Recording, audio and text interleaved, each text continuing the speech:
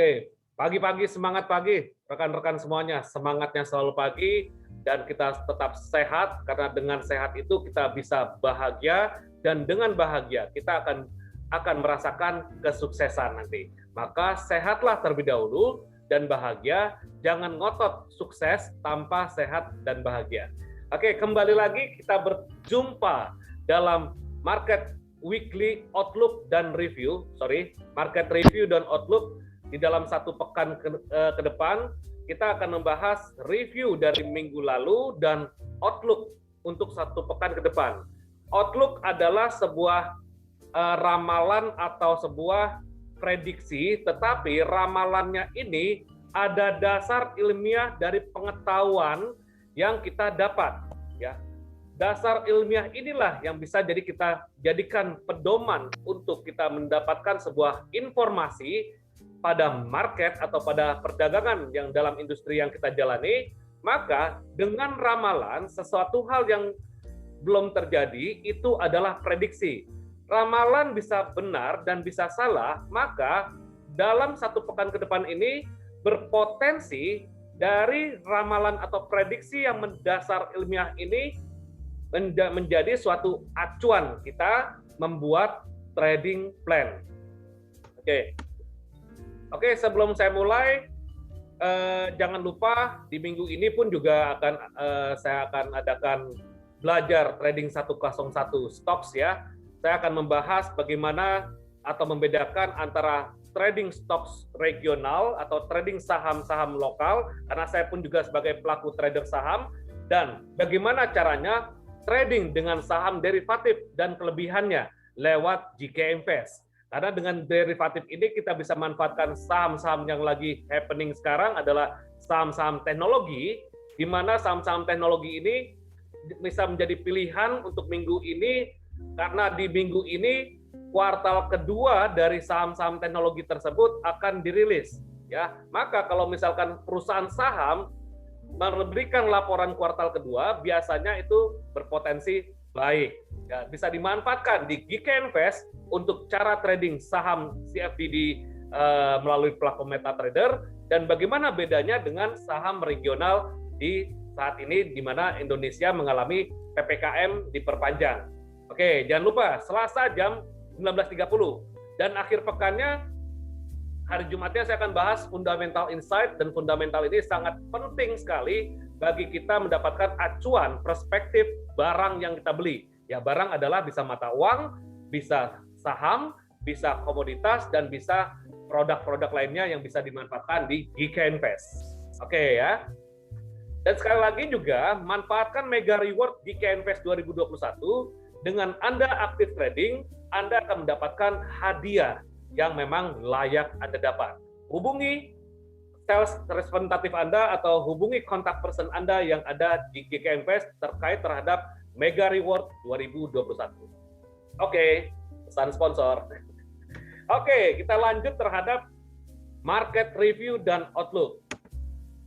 Market review outlook satu pekan ke depan, saya berikan tema antara risk on dan risk off jelang rapat The Fed atau FOMC meeting.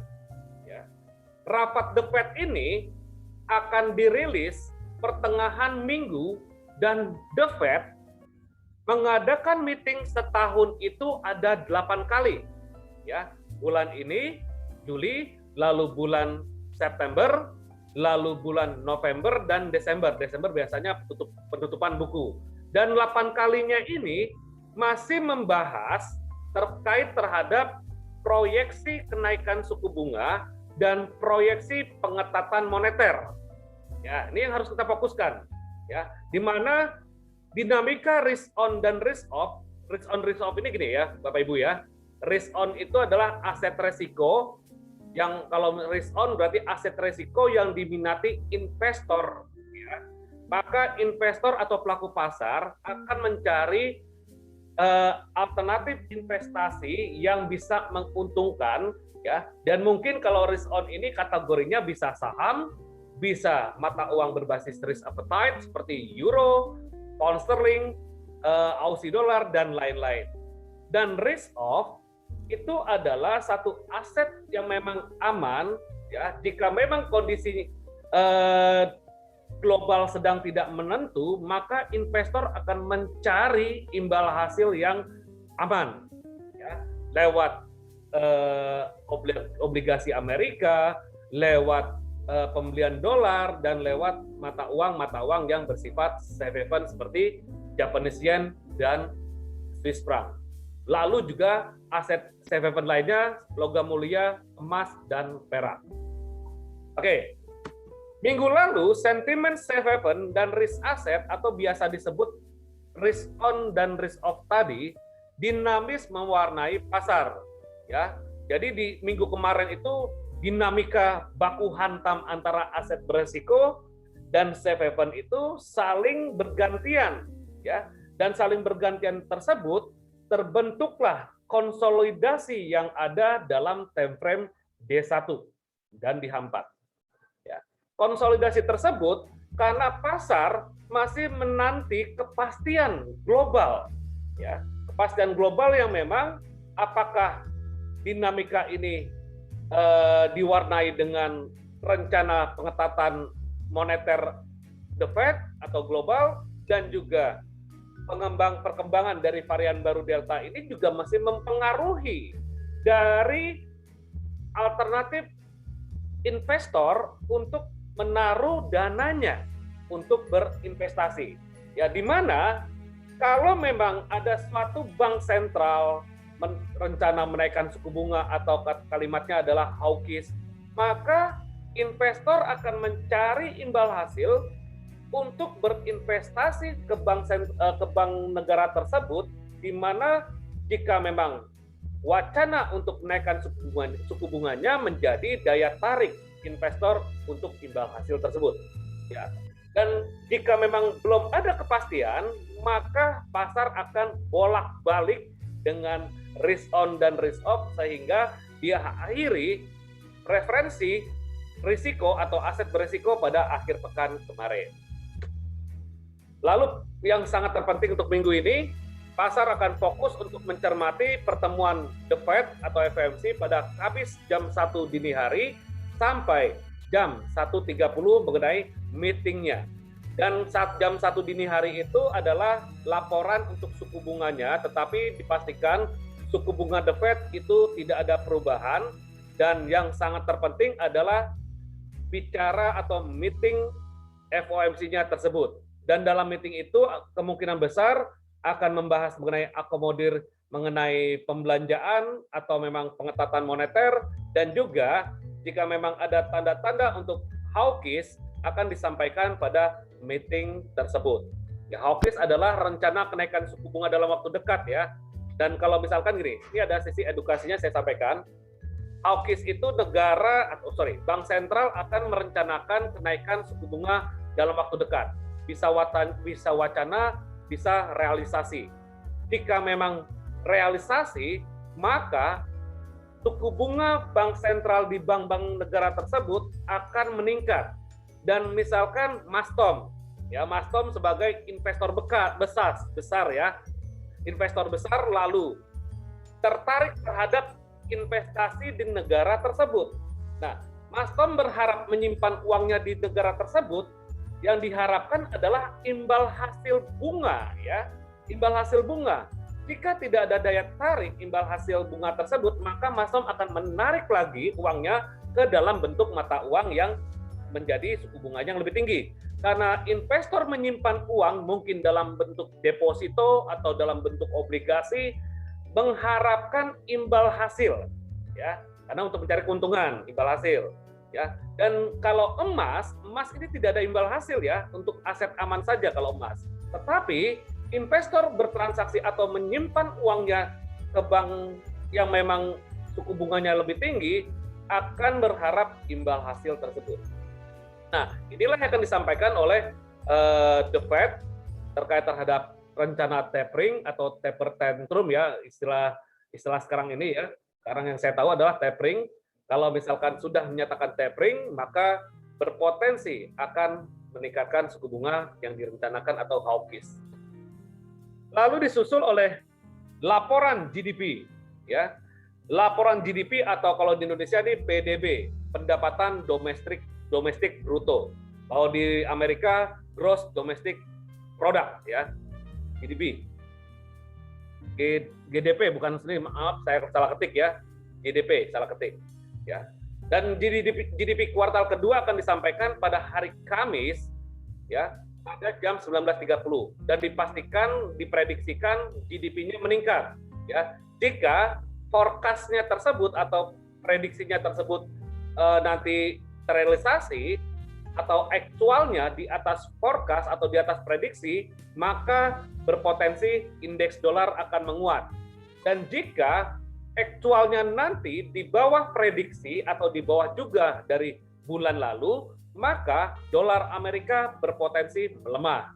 Ini prediksi kita.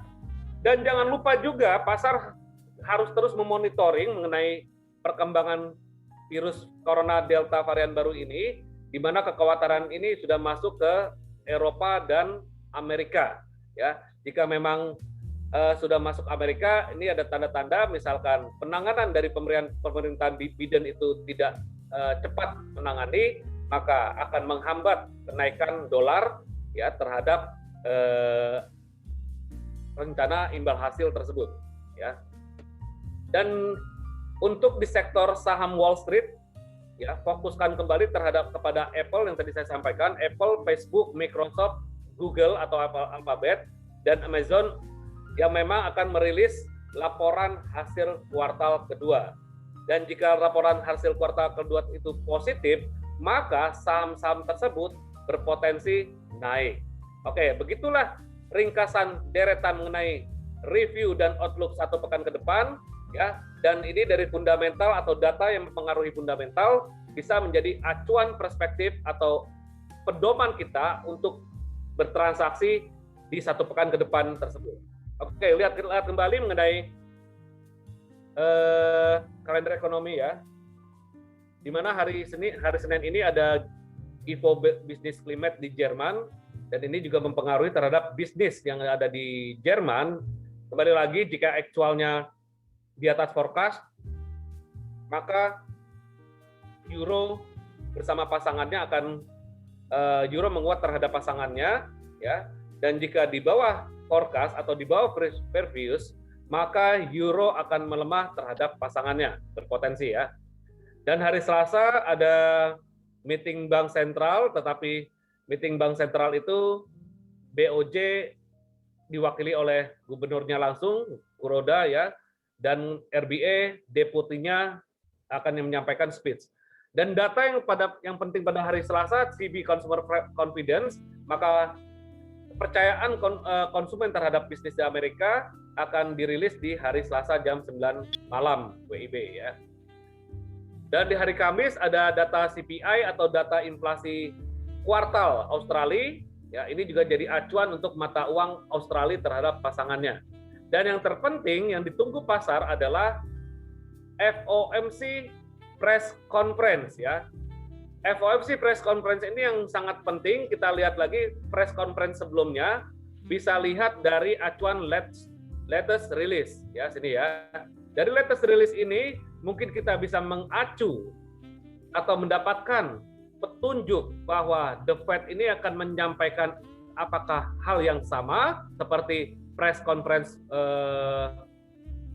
minggu lalu, atau ada sesuatu hal yang baru nanti di minggu ini ya. Oh, di dalam bentuk YouTube nih. Sorry, ini last release dalam bentuk YouTube ya. Nanti ada linknya ya. Biasa ada linknya untuk di YouTube tersebut. Bisa jadi acuan teman-teman trader ini untuk mendapatkan informasi perspektif ekonomi atau ekonomi projection yang ada di Amerika ya. Dan ini yang terpenting adalah press conference-nya, suku bunganya kemungkinan dipastikan sama. Dan ini nggak terlalu terpenting. Yang terpenting adalah press conference-nya ya. Ini dipastikan sama dan tidak ada perubahan ya. Lalu hari Kamis jam 19.30 ya.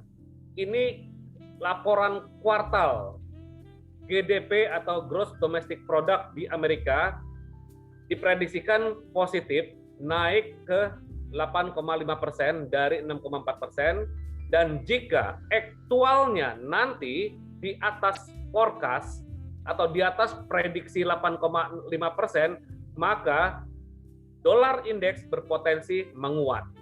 Dan sebaliknya, jika di bawah forecast, dolar indeks berpotensi melemah. Dan data yang terpenting lainnya di Amerika di hari Jumat nanti ditutup oleh Core PCE Price Index. Ini acuan The Fed untuk tingkatan inflasi atau acuan inflasi The Fed dalam mengukur apakah dengan secepat itu inflasi akan menjadi pilihan acuan untuk kenaikan suku bunga atau tidak ya. Dan di sini prediksikan adalah meningkat ke 0,6%. Jika aktualnya, ini sangat penting nih. Core PCE Price Index ini adalah acuan inflasi ya. Inflasi untuk apa sih? Inflasi itu acuan untuk rencana kenaikan suku bunga, pengetatan moneter atau pelonggaran moneter. Nah, jika memang datanya di bawah forecast atau di bawah dari prediksi, maka dolar indeks akan melemah terhadap pasangannya, dan sebaliknya jika hasilnya sama atau di atas forecast, maka dolar indeks berpotensi menguat terhadap pasangannya. Baik, jadi inilah hasil rangkuman rilis data ekonomi, dan data ekonomi ini adalah bagian dari fundamental. Fundamental itu bukan merah hijau saja ya untuk kita lihat dari kalender ekonomi ini. Fundamental itu adalah bagian keseluruhan, dan data-data ekonomi ini adalah bagian dari fundamental. Sama istilahnya misalkan tangan saya ini bagian dari tubuh saya. Maka kalau kita menganggap trading fundamental bukan trading pada saat data ekonomi tersebut, tetapi trading berdasarkan hasil kesimpulan yang diberikan oleh bank sentral dalam rilis suku bunga. Jika suku bunganya itu membaik, maka fundamentalnya membaik, dan sebaliknya. Oke, kita masuk kepada fokus pasar di minggu ini ya. Minggu ini kita coba memonitori pernyataan berita yang perlu diperhatikan ya. Pernyataan berita yang perlu diperhatikan pertama, suku bunga bank atau central bank rate ya. Dengarkan kembali saat meeting bank sentral tersebut, apakah naik, turun atau tetap.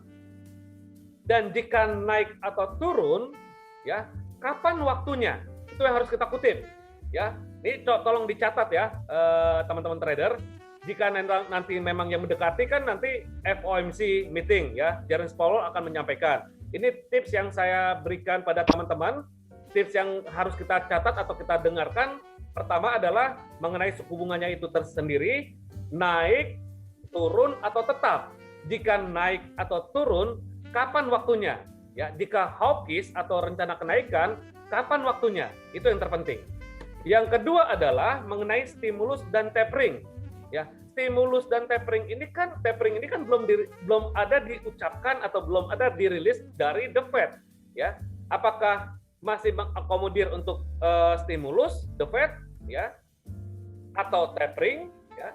Tapering itu bisa terjadi wacana atau realisasi ya. Kalau masih wacana saja, ini baru rumor. Sekali lagi, kalau masih baru rumor, ingat harga mungkin akan berfluktuasi atau volatilitasnya tidak terlalu membentuk tren atau bersifat panic buying atau panic selling, yaitu sentimental ya kalau masih wacana. Tetapi kalau sudah realisasi, maka pasar akan terrealisasi membentuk tren. Dilihat dari technical analysis. Oke, bisa dipahami? Responnya dong. Ya, ini buat meeting besok nih. Kita diskusi sekarang pentingnya ini. Dan kalau kita nggak tahu apa yang akan kita simpulkan pada meeting The Fed ya, bagaimana Anda bisa dapat acuan ya? Responnya dong, paham nggak? Kalau paham, mohon responnya. Paham, Coach. Oke, ya, mantap Bu Nurul. Ya ini ya besok nih, ini ada beberapa poin lagi. Kita lihat lagi ya. Mario paham, oke paham, oke mantap, lanjut ya. Sebelum lanjut kita seruput dulu ya. Pak Hanan, Arabica tanpa gula.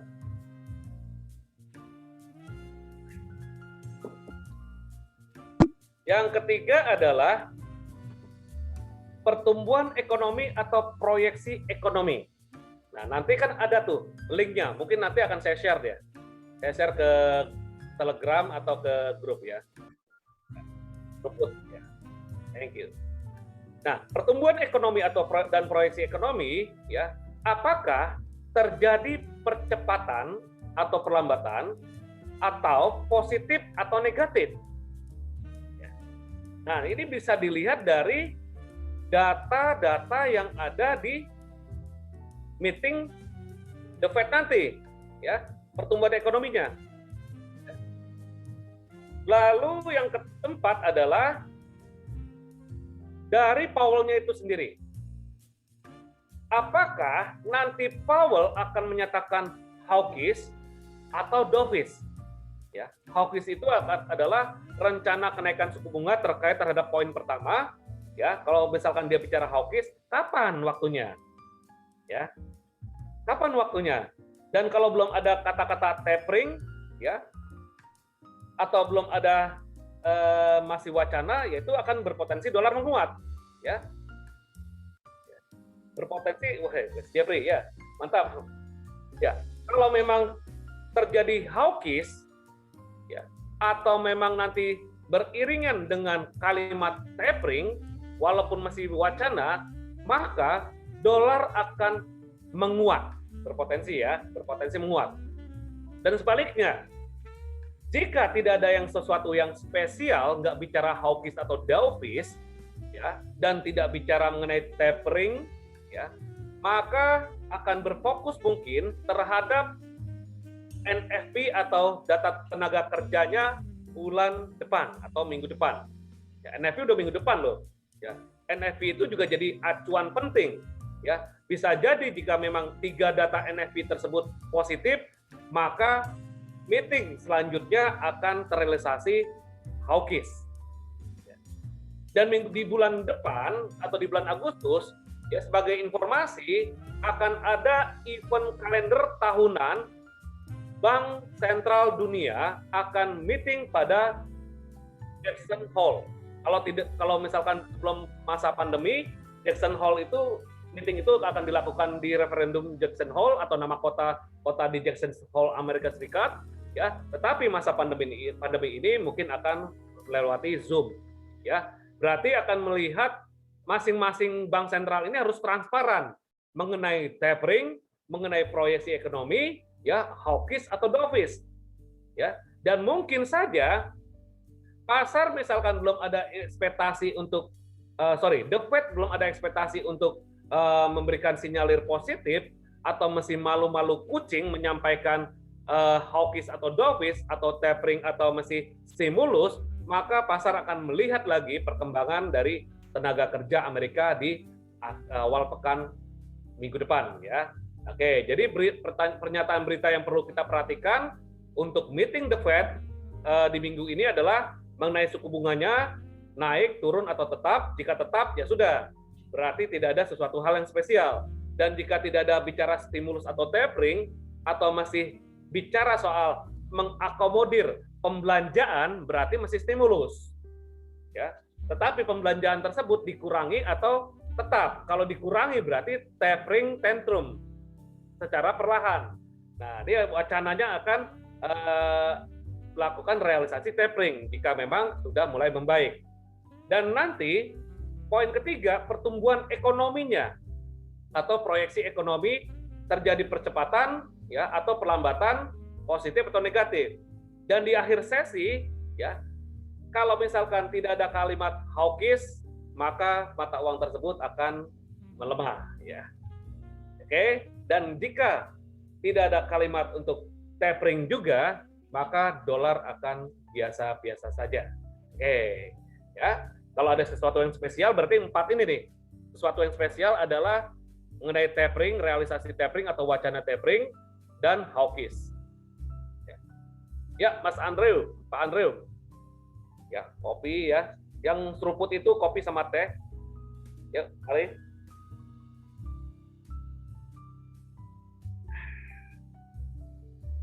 Kalau minum kopi pakai seruput gitu, enak ya, mantap ya.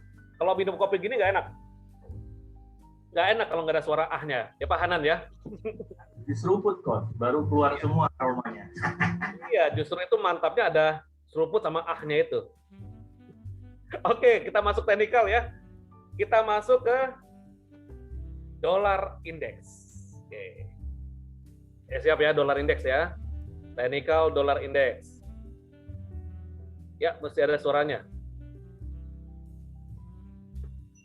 Dolar indeks, kita lihat. Kenapa kok dolar indeks? Karena dolar indeks ini adalah salah satu barometer ya, acuan tengahnya, poros tengahnya. Oke, karena sekarang ini adalah awal pekan, ada baiknya kita buka dulu closing candle weekly atau penutupan minggu lalu, ya.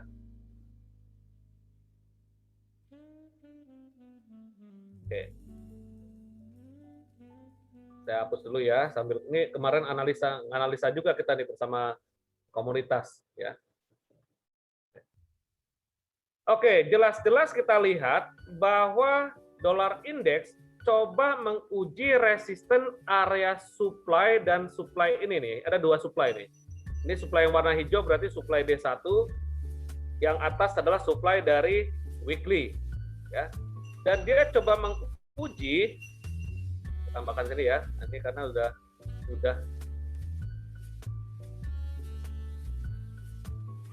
Oke. Sedang menguji level ini, ya. Uji itu bisa saja disentuh, didekati, atau ditembus, ya, secara teknikal, prinsip teknikal. Tetapi dari pola double bottom-nya ini di weekly, ya, sudah bergerak naik dan harga berada di area krusial ya, area yang memang sensitif di sini.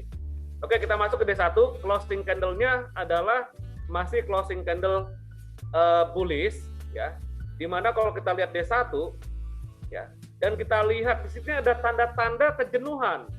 Dia setelah naik tinggi, setelah naiknya agresif atau bullishnya agresif, tetapi di akhir-akhir ini atau di 1 bulan ke belakang ya, pembeliannya sudah mulai berkurang, tidak seaktif dari pembelian di bulan Juni ya.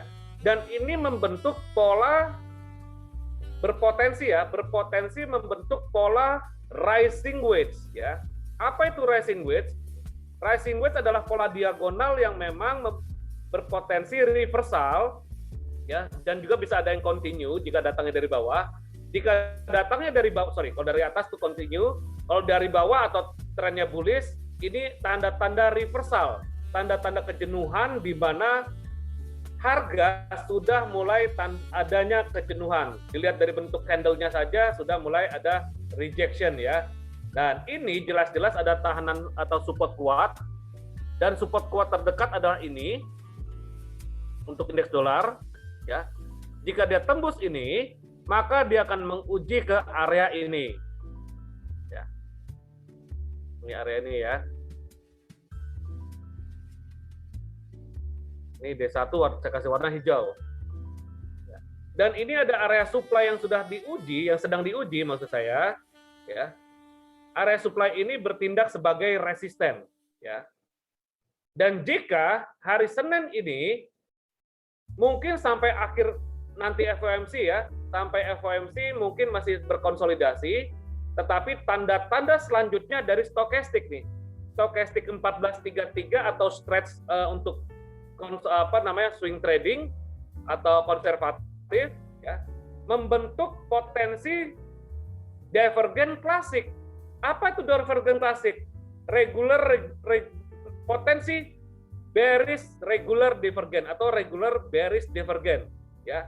Dan di mana kecenderungan harga gelombangnya naik, tetapi gelombang stokastik secara osilasinya menurun. Ya. Ini tanda-tanda ya. Kita hanya mengetahui tanda-tandanya saja loh. Kepastiannya nanti market yang menentukan, karena market bukan punya bapak kita. Kalau punya bapak kita enak 100%, naik atau turun. Ya. Ini market bukan punya bapak kita hanya bisa mengetahui tanda-tandanya saja. Sama seperti kita mengetahui tanda-tanda akan kiamat, di mana pedomannya dari kitab-kitab masing-masing, ya kita hanya mengetahui tanda-tandanya saja. Pastinya kapan kiamat, nggak ada yang tahu. Market pun juga sama. kita hanya mengetahui tanda-tandanya saja. Maka kalau ada yang bilang 100% ini mau turun, itu hati-hati, hoax, ya. Apalagi nggak ada grafiknya. Ya. Oke, ini tanda-tandanya ya. Tanda-tandanya mungkin kalau menguat itu dia mungkin ke sini dulu, ya.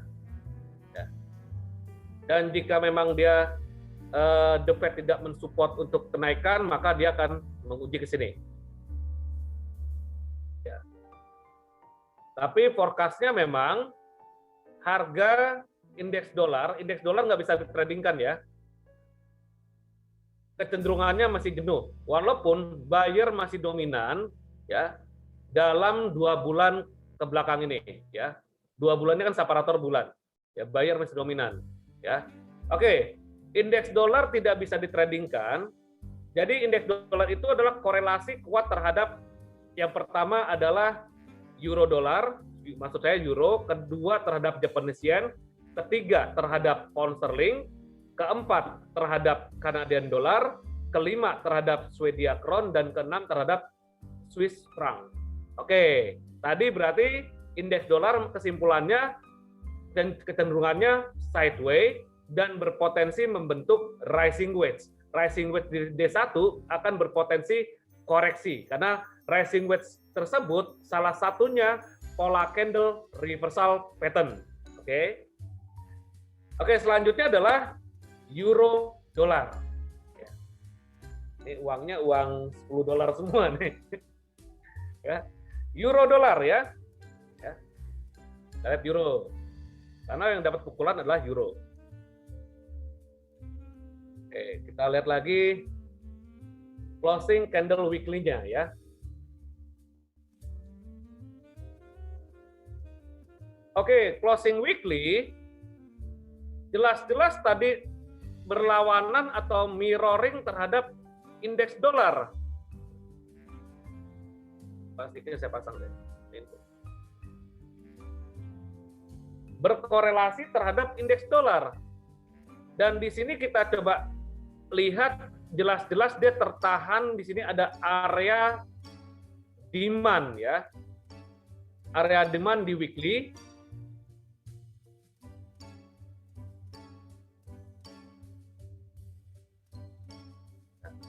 Ini area demand di weekly, ini ada bullish engulfing yang berpotensi menjadi benteng pertahanan atau bertindak sebagai support ya.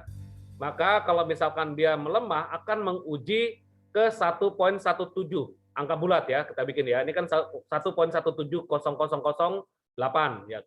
Kita bikin angka bulat lah 1.17. Round number ini dan seiring dengan demand area dan di bawah pun juga ada MA 200 yang bertindak sebagai support di weekly. Ya. Closing candle-nya masih candle bearish dan akan ada potensi mungkin turun dulu ke sini ya, ke support ini ya, ke garis level support ini, dan mungkin akan terjadi bounce atau pantulan di level ini. Oke, kita masuk ke D1. D1 ya kita lihat nih, ada sesuatu mirroring ya dengan indeks dolar. Indeks dolar membentuk rising wedge. Euro dolar membentuk falling wedge. Falling wedge ini adalah korelasi konsolidasi, bukan korelasi. Konsolidasi yang menyempit ya, penurunan yang menyempit. Rising wedge penaikan yang menyempit ya. Rising kan naik, wedges kan nyempit. Falling kan turun ya. Wedges kan menyempit. Berarti penurunan atau tren turunnya sudah mulai jenuh. Dia menyempit dan dia masuk jelas-jelas di area demand di H1 juga demand nih. D1 juga demand. Ini kan kuning ini kan area demand di weekly yang kita tarik tadi. Dan ini support level ya yang memang bisa berpotensi menahan dan bertindak. Karena area ini juga bertindak menahan ya. Jadi kesimpulan saya untuk hari ini sampai nanti mungkin FOMC ya, karena di rising wedge tanda-tandanya akan reversal atau tanda-tandanya mungkin akan bounce ya. Akan bounce ya. Ini saya rapikan dulu. Nah, ya. Dan stochastic oscillatornya pun juga berpotensi regular bullish divergence ya. Beda halnya tadi dengan DXY atau indeks dolar ya. Berpotensi regular bullish divergence untuk euro. Nah, bagi yang swing trading mungkin menunggu sampai pola falling wedge D1 ini breakout. Mungkin mappingnya seperti ini. Bagi yang swing trading ya. Bisa ke atas, bisa ke sini dulu lah. Ya.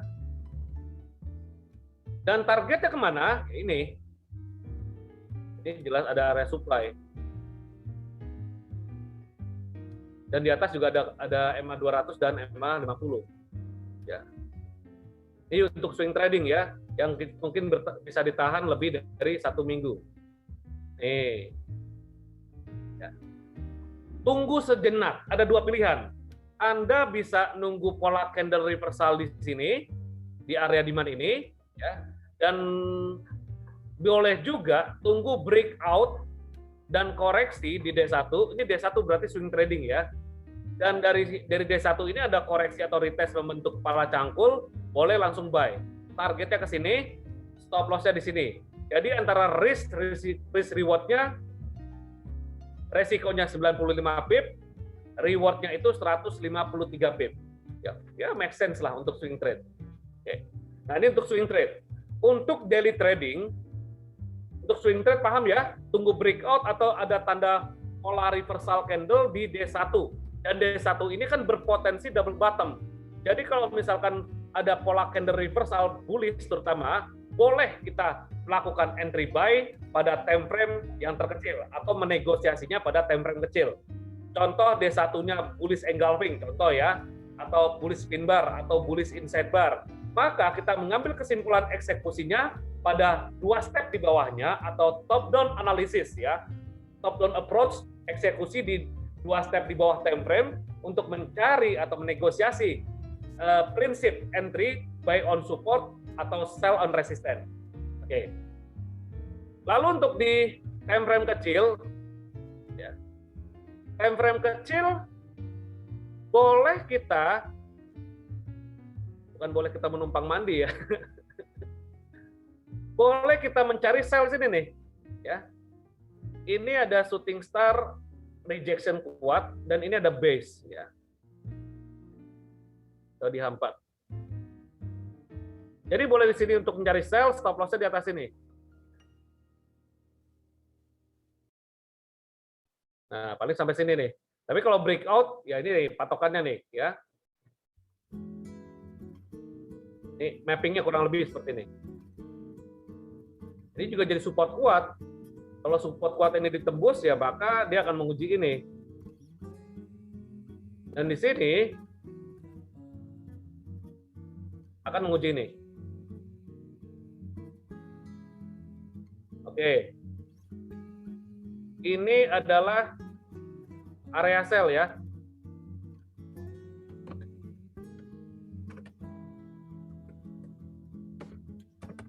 Dan area sell tersebut jika di break atau ditembus, ya, nah jika ditembus di sini, dengan resisten ya. Jika area sell ini ditembus, maka bisa menjadi area buy. Oh gitu kok? Ya iya, kan prinsipnya seperti itu. Harga kalau ditembus, resisten ditembus akan menjadi support. Ya. Bentar. Ini area buy.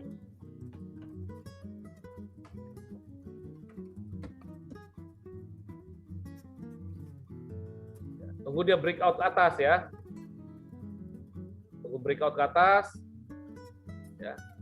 Dan koreksi. Area buy.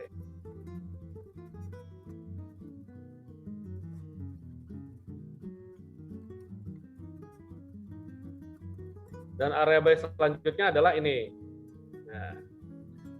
Nah, area stop loss di bawah sini ya. Jika area sell di sini, stop loss-nya di atas area buy. Jika kita buy-nya di atas ini, saat dia breakout, stop loss-nya di bawah area sell. Ya. Dan di sini sudah membentuk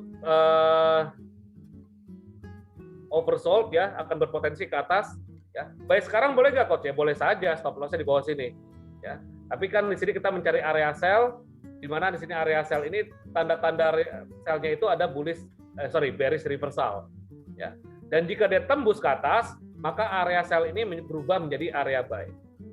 Dan jika ada harga turun yang tajam ke bawah ya tanpa koreksi ke atas, lebih baik kita menunggu ke area buy di sini dengan stop loss di sini ya, sambil melihat dari perkembangan D1, karena di sini ada support D1 ini berpotensi double bottom ya dengan harga terendah yang pernah terjadi, karena ini ada garis warna hijau. Dan ini area di area supply di D1 ini masuk area demand weekly. Ingat kan weekly warna kuning. Berarti ini kita sebenarnya mencari area buy di sini. Kalau mencari area sell ini dengan berarti statusnya jangka pendek. Oke? Bisa dipahami? Bungkus. Kalau belum bungkus, belum pindah ke time frame lain. Belum pindah ke produk lain. Ada pertanyaan atau bungkus? Pak Rudi datang nggak nih? Pak Hanan, range euro berapa ya Pak ya? Saya nggak buka MT1 lagi. Mana coach? Range euro berapa? Saya lupa. Ada saya di MetaTrader 1 lagi sih.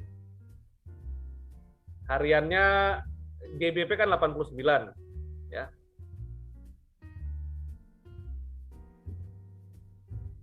Ntar ketahuan ini. Soalnya acara broker ya. Ya, kurang lebih range euro itu di bawah range GBP, kurang lebih 60-an pip ya. Saya ingat 60-an pip, cuman presisinya berapa. Tapi rata-rata itu bukan suatu kepastian ya. Bukan suatu kepastian. Dengan range tersebut maksudnya gini. Jika harga sudah turun ke bawah 60-an pips. Nah, ini kita boleh entry dengan stop loss-nya di bawah ini boleh. Maka akan berpotensi berat untuk dia tembus ke bawah, tetapi kalau dia tembus ke bawah ya, kita jangan langsung ambil tindakan kena stop loss lalu hajar buy lagi, ntar dulu lihat struktur marketnya ya. Nah, kurang lebih range euro dolar itu adalah per hari ya, rata-rata 60-an pip, 64 atau berapa, saya lupa angka presisinya, tetapi itu adalah rata-rata. Dan jika memang harga sudah bergerak misalkan 30 pip ke atas, maka masih ada 30 pipan ke atas kembali untuk kita bisa manfaatkan buy dan stop loss-nya di bawah 30 pip kembali. Ya, karena range harga harian rata-rata tersebut ya.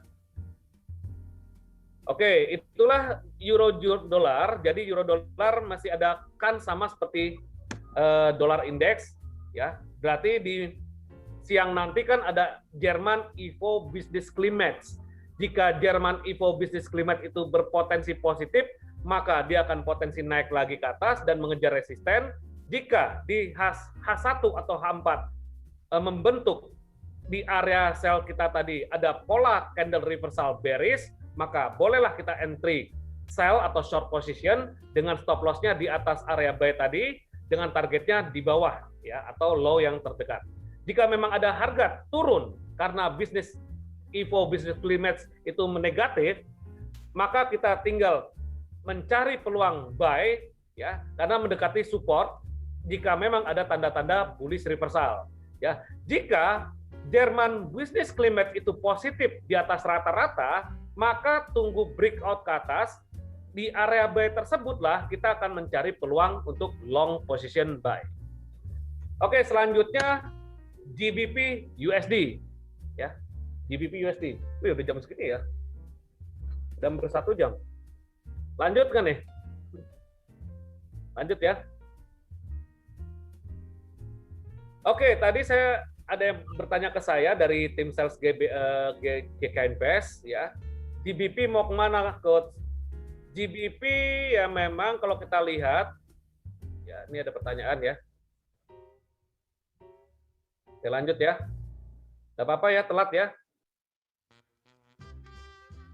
Kita lihat dulu closing weekly-nya dulu ya. Saya hapus dulu ya.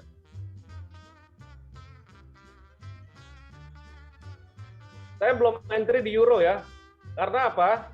Masih wait and see dia breakout ke atas harusnya. Saya masih menunggu breakout. Ya kalau mau daily trading silakan daily trading. Ya. Oke, kita lihat GBP closing candle-nya untuk weekly membentuk bullish pin bar yang memang bobotnya kurang kuat nih. Kenapa bobotnya kurang kuat? Karena red color ya, red color. Jika memang red color seperti ini, secara prinsip price action pola candle kita membutuhkan more confirmation candle. Oke, membutuhkan apa? More confirmation candle. More confirmation candle adalah satu candle additional yang melengkapi dari pola candle hammer yang warnanya ini bobotnya kurang terlalu kuat. Kalau bobot yang kuat pola pin bar hammer ini adalah warna biru, putih, atau hijau, atau warna bullish ya. Tetapi warna merah ini menyimpulkan bahwa closing candle-nya di bawah dari open, tetapi rejection-nya memang kuat. Rejection ke atas ini sangat kuat dan jelas-jelas dia berada di area demand dan berada di MA50 pada time frame weekly. Oke, berarti kita patokkan ini support ya. Ini support ya, ini resisten ya. Dan ini sebagai major resisten dan major support pada time frame yang di bawahnya. Oke, kita masuk D1. D1 minggu lalu saya sampaikan di grup komunitas trading santai bahwa terjadinya market manipulation. Nah, market manipulation-nya ini terjadi di sini. Ini low, ini low, dan ini low. Dan low ini sudah terjadi double bottom dan berpotensi triple bottom. Dan jelas-jelas dia sudah ada MA 200 di D1. Di mana MA 200 ini bertindak sebagai support dan jika ditembus maka harga akan lebih turun lagi. Tetapi kondisinya adalah market manipulasi setelah dia breakout dan closingnya di bawah, seller sudah mulai ketipu nih, ya, bearish trap dan membentuk bullish engulfing. Nah, bullish engulfing adalah tanda-tanda buyer atau data buyer sudah masuk ke perdagangan tersebut, ya. Tetapi sellernya masih kuat memang selama 1 bulan ini, ya. Buyernya itu mulai ada masuk ya, mulai ada masuk buyernya ditandai oleh bullish engulfing. Dan ini market manipulation sudah the break low dan balik lagi ke atas dan ternyata saya lihat di sini ada bullish pin bar yang bertindak sebagai area demand ya. Bullish pin bar ini adalah hammer dan membentuk hammer ini menjadi area demand dan berpotensi ke atas. Lalu jika misalkan dia turun kemana, nah saya tandai ini MA 200 dan ini area support ya, dan ini area resisten. Kita kunci dulu di D1 ya, ini keseimbangannya nih. Support resisten terbagi 3 ya. Support resisten pertama adalah major support dan atau resisten. Yang kedua adalah minor support atau resisten. Yang ketiga adalah area keseimbangan atau balancing. Nah, ini kalau kita masukkan di D4, ini adalah major resisten, ya. Ini major support yang di bawah, dan ini adalah area keseimbangan, ya. Oh, ini ada lagi nih. Nih, tambah ya. Ini area supply nih di atas nih. Kita masuk ke 4 ya. Area supply ini major supply nih, major resisten di sini. Ya, di sini major resisten. Kenapa sih kok major resisten? Major resisten itu misalkan Anda ingin mengambil posisi sell dalam tren bullish, ya itu lebih tepatnya di major resisten. Karena apa? Resikonya nggak besar. Dan di major support, jika Anda ingin mencari peluang buy, di saat gelombang turun, carilah major support yang kita dapatkan pada time frame yang lebih besar. Kita masuk ke sini ya. Di sini jelas-jelas sekali harga sudah mulai ada gelombang yang memang bullish ya, atau gelombang pembalikan, dan ini area demand menjadi base. Saya patokkan ini sebagai support ya. Dan harga kalau mengikuti prinsip dari pola grafik chart pattern ya, atau pola grafik itu bukan pola candle ya, pola grafik itu kumpulan dari beberapa candle. Ya, chart pattern ini berpotensi membentuk bullish pennant ya. Berpotensi ya. Saya belum bilang pasti loh. Kalau udah bilang, wah ini kata Pak Kus ini pasti nih. Enggak, ini potensi. Dimana potensinya itu adalah membentuk bullish pennant dan ini bisa gagal. Ya, bisa bullish pennant, bisa juga bullish flag nih. Nih. Ya, flag atau pennant itu kan turunan ya. Ya anggaplah flag lah. Karena targetnya pun juga sama. Targetnya adalah tinggi polanya ini. Saya ambil rata-rata tinggi polanya di sini dari tiang benderanya, ya. Tetapi harus sesuai dengan prinsip entry pattern ya, adalah breakout. Ya. Kalau dia breakout ke atas,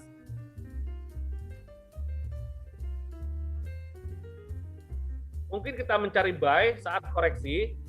Dan saat koreksinya ini resisten menjadi support, membentuk bullish reversal, maka targetnya kurang lebih tinggi pola ini. Oh, ini tinggi nih.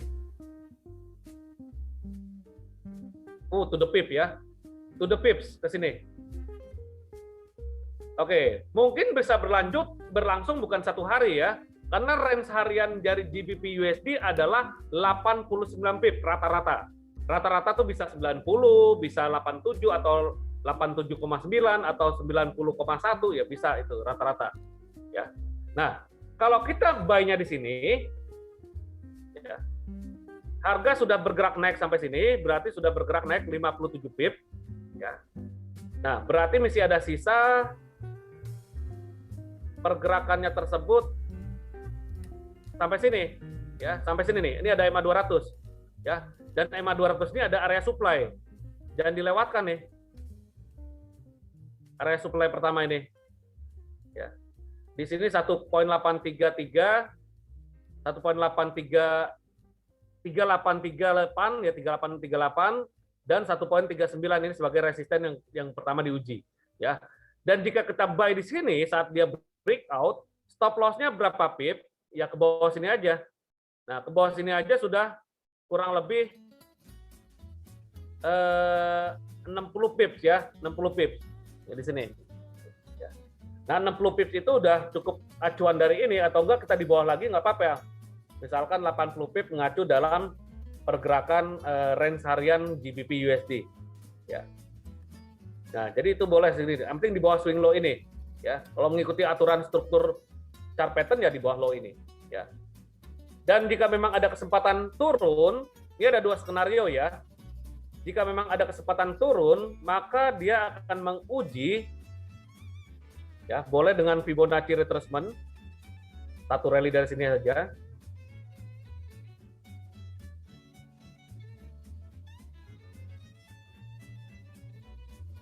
Ini berarti H4 warnanya, saya kasih biru deh.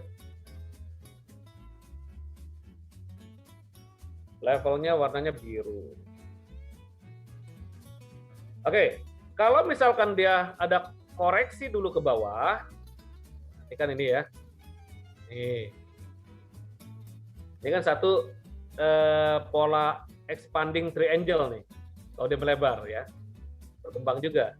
Jika dia ada koreksi dulu ke bawah ke 50% Fibonacci, di mana di sini juga ada area demand dan di sini resisten become support, maka boleh buy di sini, ya, menunggu pola candle reversal boleh, atau pending order buy limit boleh, stop loss-nya di bawah 76,4.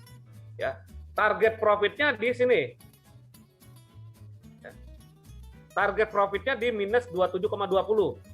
Ya. Boleh di sini, boleh di sini. Ya. Ini to the pip sekali nih. Minus 61,8, minus 27,20. Ini sebagai target Fibonacci retracement. Saya nggak bahas itu ya. Kalau mau bahas itu silakan dilihat video video YouTube saya membahas prinsip Fibonacci dari level-level minus tersebut sebagai level apa ya, itu ada suatu perhitungan tambahan dari deret ukur Fibonacci. Oke, kurang lebih di sini ya. Kurang lebih di sini mungkin saya akan juga melakukan buy limit nih. Karena peluangnya bagus di sini. Buy limit di sini, stop loss-nya di bawah 761,8. 36550.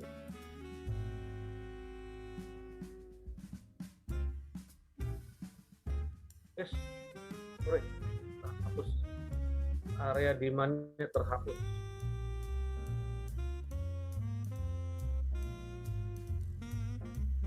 Ya, bagi yang mau ikut ya silakan, nggak apa-apa. Yang terpenting kan disclaimer ya, saya tidak menjamin adanya peluang keuntungan dan saya tidak menjamin adanya terjemputnya posisi ini. Buy limit di 1.36940, stop loss-nya di 1.36500 lah kita bikin.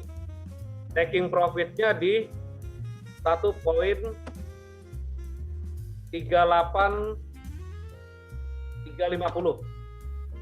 Oke, ini saya diamkan di sini. Bagi yang mau follow silakan. Kenapa kok saya rencanakan buy limit di sini? Satu, dia D1-nya sudah menentukan bullish engulfing dan masih ada potensi koreksi ke atas dari penurunan.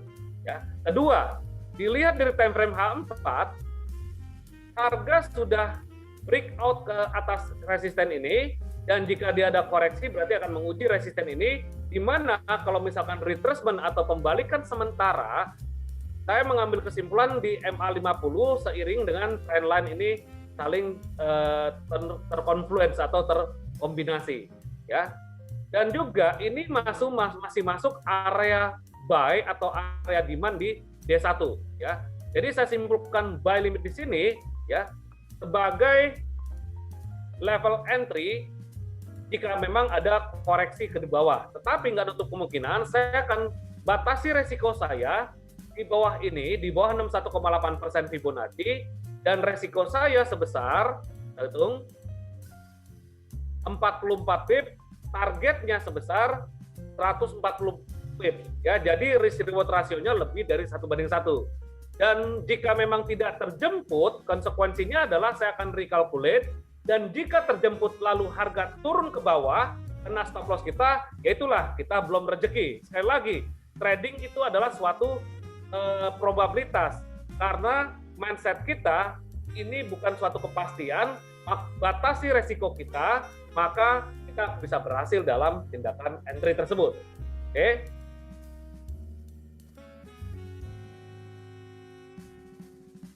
Bisa juga, ini saya ambil satu wave ya, karena ini sudah jadi satu wave juga, ya. Itu jadi satu wave, ya. Kalau misalkan kita tarik di tanggal 20, ya, 60%-nya di sini, ya, 50%-nya di sini, ya. Dan ini juga selisihnya nggak terlalu jauh, ya. Selisihnya nggak terlalu jauh. Yang saya ambil memang satu wave-nya itu di sini. Ya boleh juga ya, boleh juga di sini juga boleh. Ya. Dan targetnya kan sama, dan entry-nya pun juga kurang lebih sama. Berarti saya turunkan lagi, entry-nya itu di 50%, tengah-tengahnya 750 deh, ya. 36750, ya. Kelebihan, sorry. 36800 deh.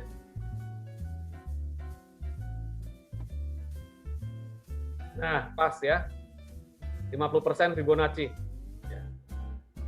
36800. Tapi saya kuatnya di sini sih. Tapi nggak apa-apa. Mudah-mudahan dapat swing-nya di sini. 36 saya masih nawar lagi deh. 36900. Ya. Nah, pas lah di situ. Oke, thank you Mas Jeffrey. Boleh juga di sini satu swing ini atau satu full ini ya, satu tiang bendera ini. Bungkus, yang mau sell ntar dulu ya, sellnya boleh di sini atau di sini. Ya. Bungkus nggak? Kalau nggak bungkus saya belum pindah ke pair lain. Yang lain gimana deh? Entry nggak? Ada 27 peserta tapi responnya dong. Bungkus ya, oke. GBP saya mencari peluang buy. Ya, dasarnya tadi bukan berarti saya ramalan atau prediksi yang nggak ada dasar. Ada dasar pengetahuan yang ilmiah. Ya. Tetapi sekali lagi, bukan suatu kepastian, maka saya buat suatu batasan resiko. Namanya berdagang atau trading ini kan dagang. Trader kita sebagai pedagang. Prinsip dagang adalah batasi resiko, targetkan keuntungan. Ya, dan sebenarnya bukan metode menjadi acuan, yang menjadi acuan penting dari keberhasilan trading adalah money management dan mindset. Oke, silakan. Disclaimer ya, saya nggak menjamin adanya profit pasti.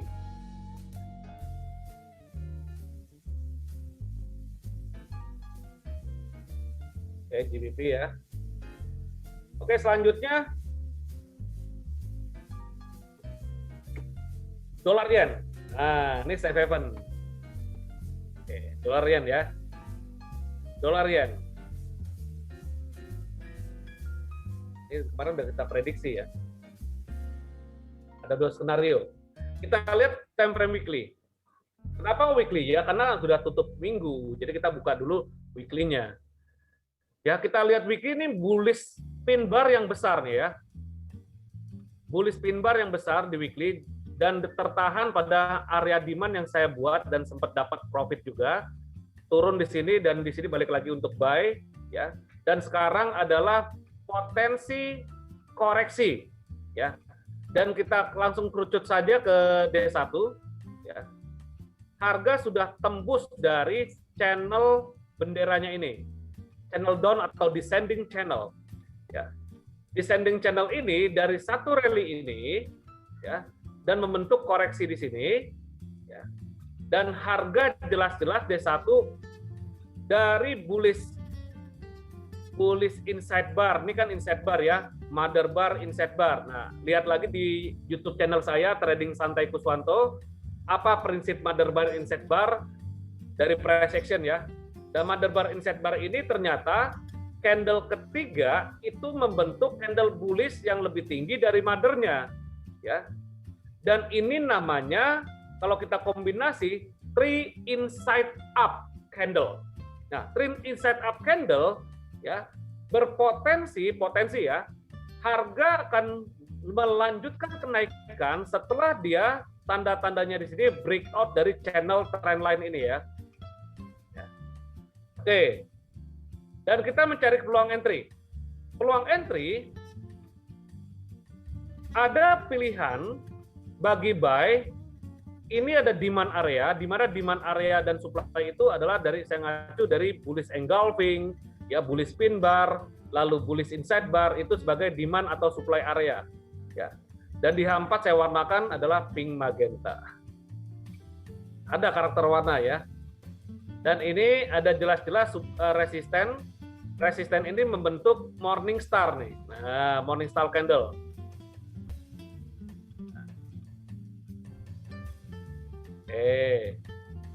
Di atas major resisten, dia bawah major support.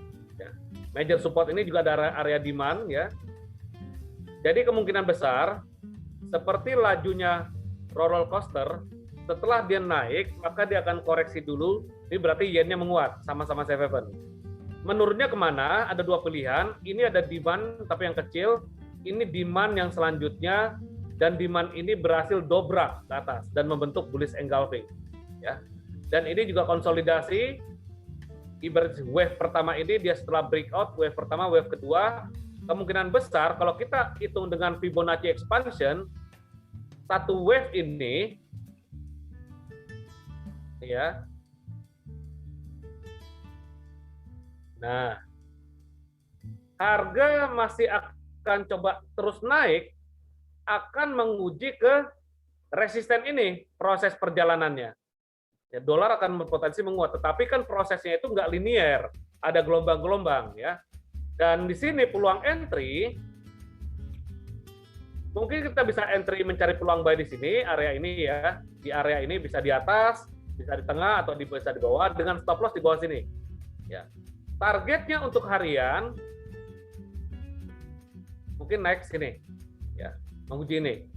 Ya, kalau berhasil menguji ini akan ke sini.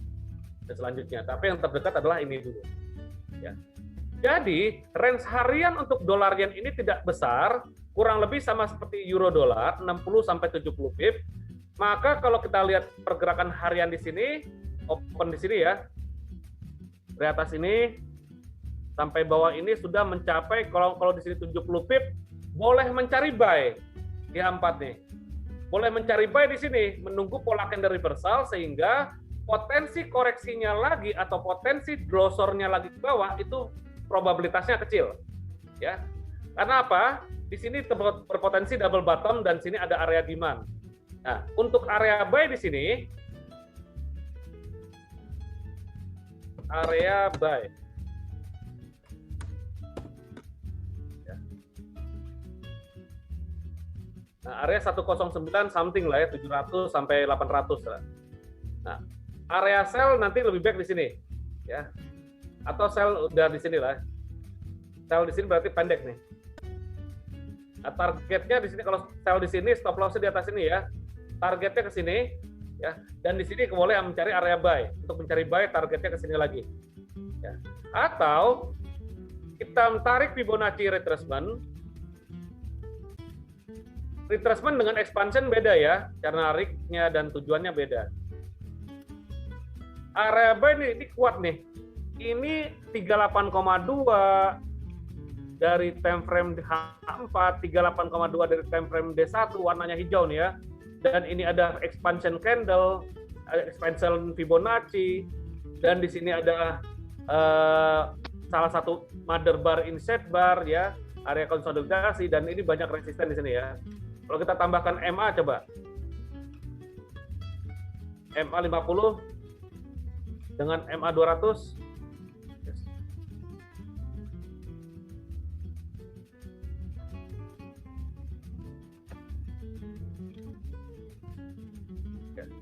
Nah, ini juga level kuat juga nih, berpotensi bertindak sebagai support. Ya, jadi area buy saya tetap ambil kesimpulan di sini. Boleh buy price action atau menunggu pola candlestick reversal, terutama bullish reversal. Boleh juga buy limit di situ. Yang terpenting adalah tindakan antisipasi risiko. Itu yang terpenting. Ya. Karena risk itu pasti. Ya. Maka kita harus antisipasi, yang pertama adalah risknya terlebih dahulu. Tekniknya di berapa risknya itu tidak ada patokan, tetapi kembali lagi resiko bisa kita batasi dengan struktur swing high, swing low, atau maksimum drawdown dari investasi kita. Ya. Nah, jika kita buy di sini, strukturnya adalah bisa di bawah 50% Fibonacci atau 61,8% Fibonacci ini, atau di bawah low ini. Ya. Oke, target sell-nya di sini. Tadi mulai sell-nya dari sini, ya. Dan sell-nya nggak terlalu jauh, ya. Sell yang besar adalah di sini. Boleh di sini, boleh di sini nih. Ini kan area sell di sini. Nah, area sell, yes, oke ya, emang agak jauh berarti masih tergolong bullish. Ini juga area sell juga. Tapi kalau misalkan area sell ini ditembus, ingat ini ditembus yang warna pink magenta ini menjadi area buy, jadi resisten menjadi support. Oke. Nah, mudah-mudahan bisa jadi pedoman teman-teman semua ya, menjadi referensi dan pedoman untuk entry. Sekali lagi, tidak ada suatu kepastian dan saya hanya memberikan suatu prediksi atau perkiraan. Tetapi perkiraan prediksi tersebut ada dasar ilmiah yang bisa dijadikan patokan atau pedoman untuk membuat trading plan. Trading plan sangat penting. Kalau kita trading tanpa ada perencanaan dagang atau trading plan, maka kita nggak tentu arahnya. Ya, artinya Anda butuh dilatih. Jangan sampai industri ini membuat mindset Anda salah, Anda rugi lalu menyalahkan broker, menyalahkan orang lain, sehingga saya sebagai profesional, walaupun saya disupport oleh broker, saya anggap sesuatu industri atau sesuatu bisnis tanpa tahu adanya pengetahuan dan pengalaman, maka bisa menjadi kehancuran atau risiko besar. Maka dengan mengikuti pelatihan atau coaching bersama GK Invest ya, atau memang dengan private dengan saya, bisa saja bisa diberikan suatu arahan atau bimbingan. Jika Anda butuh bimbingan atau butuh mentor, ya silakan mencarilah mentor untuk mencari bimbingan. Tetapi jika tidak butuh mentor, silakan Anda belajar lewat Zoom yang free atau memang berlatih nonton YouTube, membaca artikel dan lain-lain. Oke, bungkus ya dolar yen. Dolar yen berarti kesimpulan besar masih bullish ya. Dan ada koreksi untuk kita mencari bullishnya tersebut. Oke, selanjutnya adalah gold atau XAU USD. Ya. XAU USD.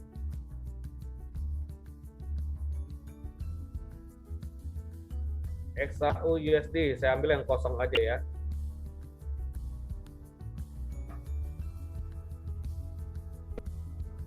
Kita lihat closing candle weekly.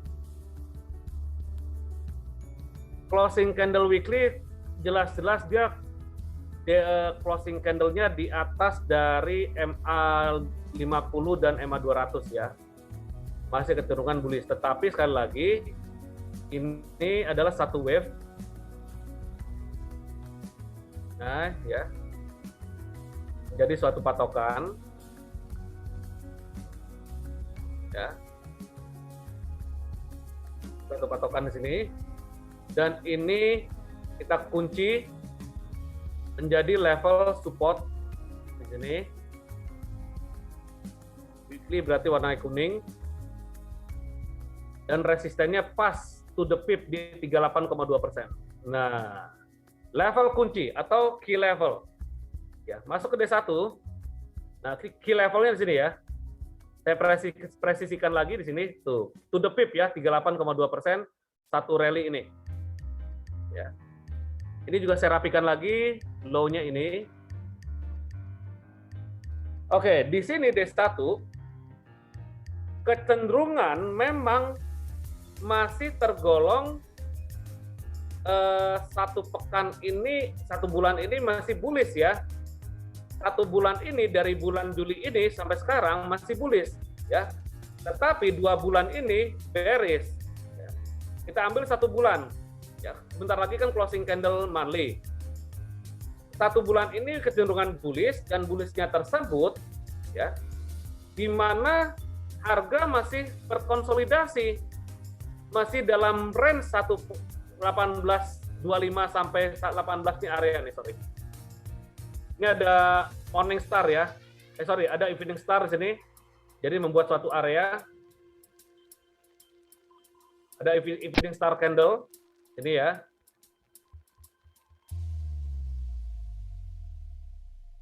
Oke. Silakan Mas Jeffrey. Nanti kapan-kapan kalau ke Bali, saya kabarin. Oke, di sini kita lihat ya, bahwa bullish pin bar berkali-kali menguji ini nih.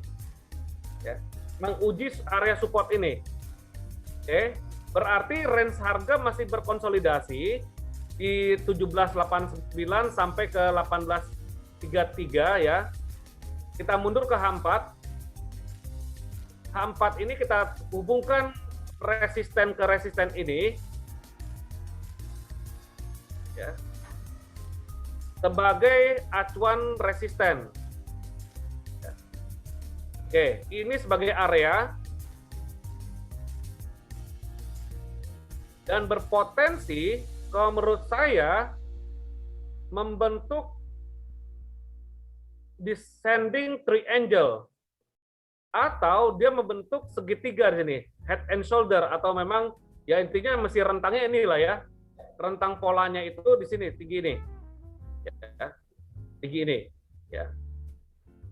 Nah, skenario pertama ini sebagai pertahanan kuat dan berpotensi membentuk bullish engulfing nanti jam 12 ya, maka harga akan berpotensi naik ke sini, akan menguji sini, belum terlalu kuat ya, akan menguji sini dan batasan maksimalnya segini ya. Oke, ini bullish engulfing berpotensi ya, berpotensi bullish engulfing ya, dan kalau misalkan dia naik ke atas sini ya, dia tembus ini akan menguji sini. Tetapi Jika dia tembus ke bawah, maka progresif akan menguji support di bawahnya yang telah kita buat. Di sini ada 61,8 yang kita tarik di weekly ya. Ini kan Fibonacci weekly warna kuning ya, 61,8. Akan menguji sini. Dalam dia. Kalau misalkan dia tembus sini, dia tembus slow-nya. Tapi pertahankan di sini, ada pertahanan di sini lagi. Ada demand area juga di sini. Nih. Nah. Oke. Kita masuk ke H1 sebagai area eksekusi. H1 udah tanda-tanda nih. Kalau dia breakout ke atas, ya, kita cek range pergerakannya baru 89, maksimum range harian XAU USD adalah 200 pip. Ya, ini baru 89 pip. Jadi kalau dia breakout masih ada menguji ke sini. Ya, rata-rata ya. Rata-rata itu kan nggak pasti di angka tersebut 200 pip, bisa di bawah 200 pip karena di sini ada suatu resisten, ya. Dan ini area supply di H1.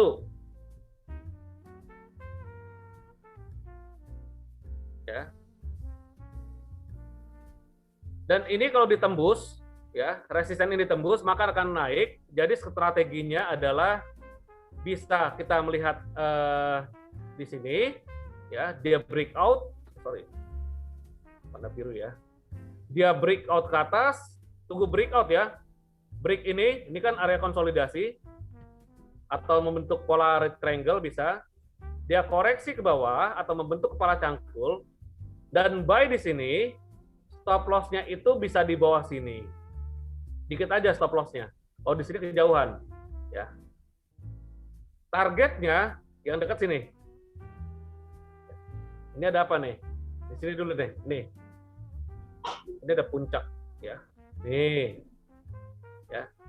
Ada puncak di 1813 ya. Nah, kalau dia breakout ya. Tetapi kalau dia koreksi kemana? Ini di bawah itu ada area demand H4. Ini area demand di H1 ya. Ini major, ini masih minor ya. Ini kan minor support. Ini major support. Ya, ini minor, ini majornya. Ya. Jadi kalau dia turun ke bawah, maka kita bisa manfaatkan buy di sini dengan targetnya tetap ke sini dulu uji. Stop loss yang di mana? Stop loss-nya bisa di bawah sini ya, sebagai batasan risiko. Dan yang terpenting adalah karakter XAU USD itu patuh terhadap support resisten dan sering terjadi pembalikan harganya membentuk pola-pola candle reversal, baik itu bullish reversal maupun bearish reversal. Ya, baiknya tunggu sini nih. Ini kan satu area ya, satu area base. Jika dia tembus, jangan dikejar, tunggu koreksi lagi. Nah, setelah koreksi ada bullish reversal, barulah tembak ya. Trader tuh sniper, seperti sniper. Jangan seperti Rambo, nembakin peluru aja, pelurunya nggak kena kemana-mana. Ya, nah di sini untuk mencari buy. Ya, saya tulis lagi ya. Ini area sell.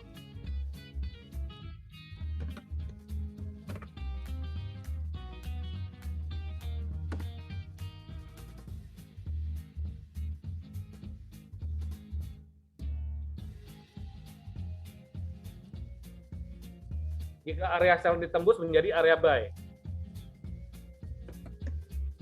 Ya, paham ya? Jika area sell ditembus nih menjadi area buy. Area buy selanjutnya di sini. Stop loss-nya jika buy di sini di bawah sini, kalau buy di bawah sini stop loss di bawah sini. Ya. Jika buy di sini stop loss-nya ingat market struktur, swing low. Sell di sini stop loss-nya di atas resisten atau swing high. Sell di sini stop loss-nya di atas swing high ini. Oke. Bungkus, apakah ada pertanyaan? Atau bungkus?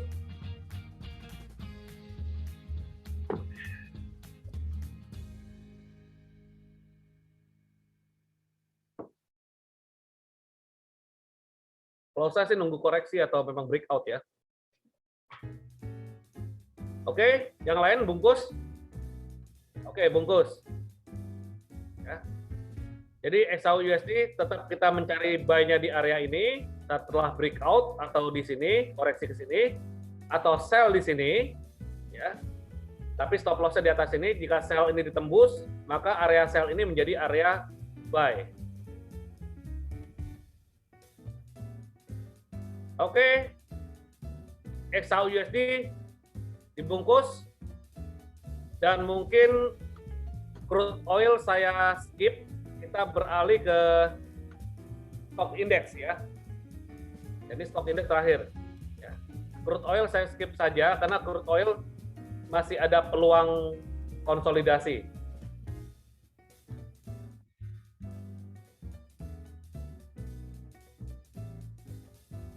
Stock index Nasdaq ya. Bentar lagi kan saham-saham teknologi kan diumumkan ya. Atau kuartal kedua ini mereka kan akan rilis laporan kuartal kedua. Kita lihat Nasdaq. Baru lihat saya nih. Kanan Nasdaq-nya ini masa-masa pandemi, masa lockdown makin naik ya. Iya coach. Saya jauh-jauh dulu coach, ini coach agak ngeri. Nawar nggak dikasih kasih. Iya, nawar nggak dikasih kasih nih. Oke, kita lihat weekly dulu deh. Ya. Weekly jelas-jelas bullish engulfing nih. Ya. Saya kosongin dulu ya. Dilihat dari trennya masih bullish, di mana MA200 masih di bawah MA50 atau golden cross-nya jauh. Dan ini kalau misalkan indikator aligator masih lapar buayanya. Kalau misalkan sudah menyempit aligator tersebut, kalau ini bukan aligator ya, moving average ini sama seperti aligator, kalau ngangaknya lebar ini lapar, berarti masih trennya kuat. Tapi kalau sudah sempit, dia udah kenyang aligatornya, buayanya tersebut. Ya, itu prinsip dari membaca analisa teknikal aligator. Ya, tetapi kalau kita lihat di weekly, memang masih strong bullish untuk Nasdaq Index ini. Hati-hati untuk buy, ya. Dan jelas-jelas dia ada koreksi di sini. Jelas-jelas dia membentuk bullish engulfing, ya. Dan kemungkinan besar saya ambil area keseimbangannya di sini, resisten menjadi support, ya. Dan saya kuncikan di sini supportnya yang dekat, dan ini area demand ya, ya, ini saya ngeliatnya kayak aligator loh. Seperti aligator. Nanti kapan-kapan saya bahas deh indikator-indikator seperti Ichimoku, aligator ya di program GK Invest ya. Tapi saya nggak jarang gunakan, nggak pernah lagi. Ya minimum kita sama-sama mengetahui lah ya sebagai bahan edukasi. Oke, D1. Nah, D1 saya kerucutkan saja nih. Jadi demand area di weekly ini saya nggak ngambil di sini. Saya lebih baik nawar di sini. Area demand D1. Nih. Dari bullish engulfing. D1 hijau. Oke, dengan expansion saya coba ambil kesimpulan di sini. Masuk nggak sih? Wah, lewat ya. Saya ngambil di mana ya? Satu wave terakhirnya, ntar di H4, sorry. Ini D1. Wave-nya masih linear impulse nih. Mesti impulse wave-nya ya. Ini correction, impulse. Jadi koreksi yang terdekat adalah jangan ambil tindakan buy sekarang karena ini dia sudah cetak high. Lebih baik mencari koreksi. Koreksi kemana? Yuk kita cari di H4. Ya. Ini area base ya. Harga tertinggi yang di D1 tadi, ya, menjadi area base. Ini demand area di H4. Tapi demand minor ya, minor demand ya, minor major demandnya di bawah sini.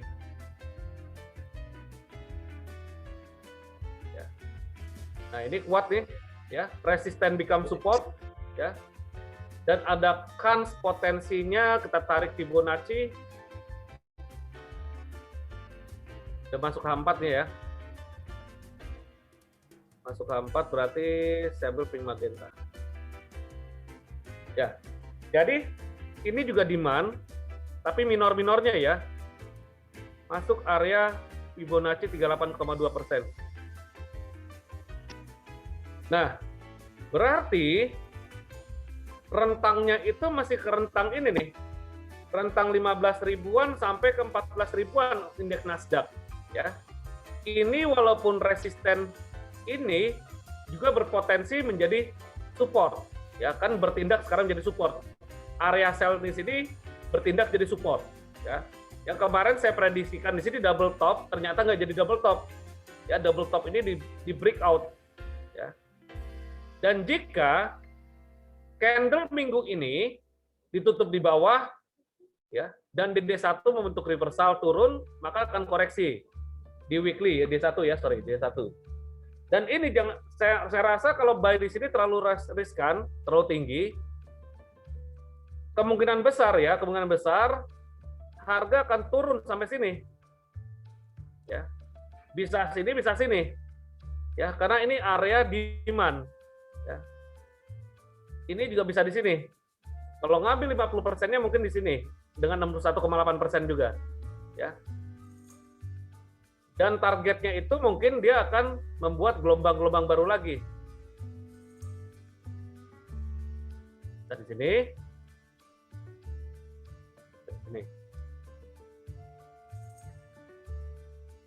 Lebih kecenderungan turun ya, lebih kecenderungan turun.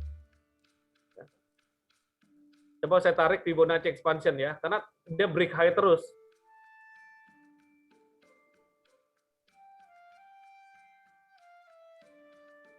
Dia udah tercapai 127,2 Fibonacci expansion dan targetnya kalau naik ke sini nih. Ya. Kalau naik ke sini, kalau misalkan di sini area sell, ini kan sebenarnya area sell, ya. Area sell sini ya. Stop loss-nya di atas dari 61,8% dari Fibonacci expansion yang saya tarik satu rally ini ke sini, koreksi di sini. Ya kurang lebih sekian lah ya. Di 15.099 ke 15.200. Ya mending lah. Targetnya pun juga lebih besar. Ya. Target lebih besar, ya. Minimum targetnya di sini. Ya, untuk intraday boleh sell ya. Boleh area sell. Area sell selanjutnya di sini. Dan di sini area buy.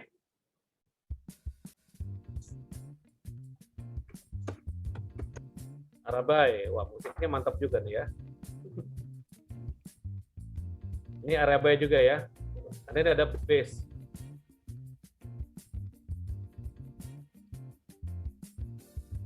Oke. Jadi menurut saya, jika kita sell sekarang, stop loss-nya di atas, ya, atau sell di atas ini, menunggu dia break high, ya, dan area buy-nya itu adalah di sini. Ini area buy, ini area buy. Ya. Dan boleh sell targetnya sampai sini atau sampai sini, untuk Nasdaq ya. Oke, bagaimana untuk Dow Jones? Kalau ada pertanyaan silakan ya. Kalau ada pertanyaan untuk masih seputar Nasdaq ya, XAUUSD sudah kita tutup. Sekarang stock index ya. Dow Jones pun juga kurang lebih sama ya. Saya lebih wait and see di sini. Di sini kan area sell sebenarnya.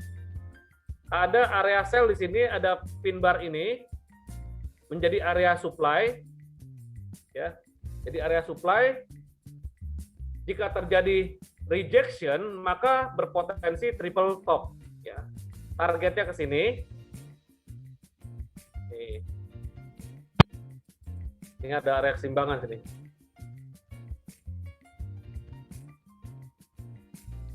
Nasdaq tadi sudah clear ya.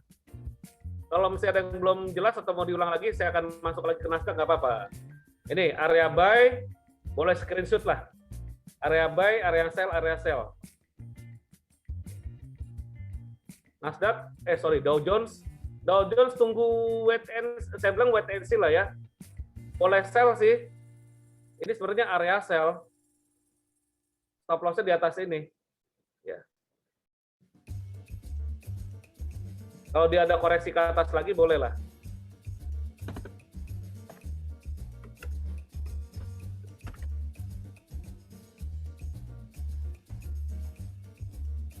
Area buy di sini.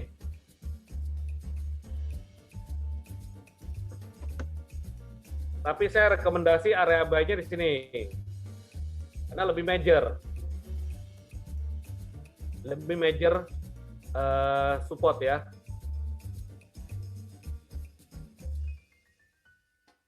Kecenderungannya akan koreksi turun nih Dow Jones ya.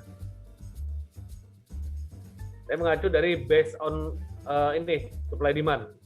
Dan kalau kita tarik Fibonacci, ini area 38,2%. Masuk area 38,2%, di sini ada MA 200 ya. Jadi kemungkinan besar area sell, stop loss-nya di atas ini ya. Stop loss di atas ini, dia akan turun ke sini. Dan sini mungkin ada akan potensi bounce, bisa di sini, bisa juga di sini. Dan kalau turun di sini akan menguji ke sini dulu ya, nggak langsung linear ke sini, tapi menguji ke sini dulu. Karena dia support ini jika ditembus dia menjadi resisten. Ya. Oke. Untuk dua indeks Amerika, saya rasa Nasdaq dan Dow Jones boleh jadi pilihan. Nasdaq ini pun juga mendekati dari rencana untuk laporan kuartal kedua Apple, Facebook, Microsoft, Google, Dow Jones ya, dan Amazon ya. Jadi boleh dimanfaatkan walaupun CFD-nya boleh ditransaksikan, tetapi untuk indeks sahamnya boleh. Ini bisa saja ya kalau misalkan indeks laporannya bagus, dia naik dulu ke sini ya Nasdaq-nya. Tetapi kalau misalkan laporannya tidak terlalu bagus atau biasa-biasa saja atau ditunjang oleh berita The Fed, maka dia akan koreksi turun ke bawah sini. Oke. Jadi sementara itu untuk laporan atau morning briefing atau market suggest minggu ini ya. Dan sekali lagi kita sebagai trader, ada saat kita jadi trader bisa menganalisa atau langsung entry, dan ada saat kita jadi analis saja, hanya komentator tanpa entry. Ada juga saat kita jadi penonton, hanya lihat grafik, ya. Dan juga bisa saja kita hanya jadi penonton pun tidak. Jadi kesimpulannya, buka MetaTrader nggak harus buka posisi atau langsung entry. Buka MetaTrader, lakukanlah prinsip atau SOP entry, ya, buy on support, sell on resistance, dan analisa dulu fundamental dan teknikalnya. Nanti kalau sudah merasa yakin, lalu ada peluang pasar atau price action, boleh langsung entry. Jika belum ada peluang pasar, jangan paksakan entry, atau Anda bisa lakukan pending order atau negosiasi di buy limit atau sell limit. Oke, semoga apa yang kita diskusikan hari ini bermanfaat dan jadi berkah atau berkat untuk kita semuanya. Dan semoga kita selalu tetap sehat dan selalu dalam perlindungan Tuhan Yang Maha Esa. Sampai bertemu pada morning briefing minggu depan di jam yang sama. Salam trading santai dari saya Kuswanto yang disponsori oleh PT Global Capital Investama Berjangka. Terima kasih dan sampai jumpa. Thank you. Terima kasih, Coach. Sama-sama. Thank you, Coach.